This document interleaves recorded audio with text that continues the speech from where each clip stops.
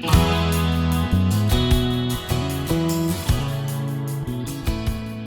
this is Debbie from Project 39, and I want to do a quick walkthrough of this 7x7 mini album. This is Remember the Magic. This was a paper pad that was available at Hobby Lobby. I didn't have any stickers or embellishments with it, so everything is from the paper pad.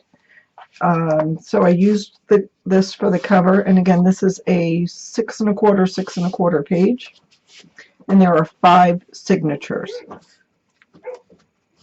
So there we go with that. I did not have 3x4 cut aparts. They were 1.5 by 2 cut aparts. I used some craft cardstock to supplement the paper I had, and that is just a cut apart. I tried to match the paper with the cut aparts that I had available. That's a belly band, and that's just a quick flap. And there we go with that one.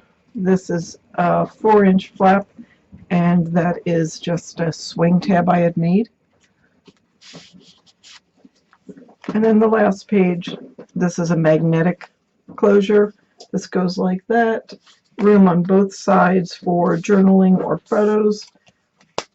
And then here I did make a library style closure. And I included this in the mini album, so if somebody were to purchase, they could use those. And there's another cut apart.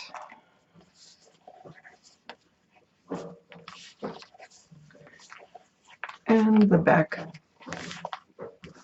is that. I made the flags with all the leftover pieces, so really all I had was scraps at the end of this. So there is a quick walkthrough of the Remember the Magic mini album using Remember the Magic that was available at Hobby Lobby. Thanks for watching.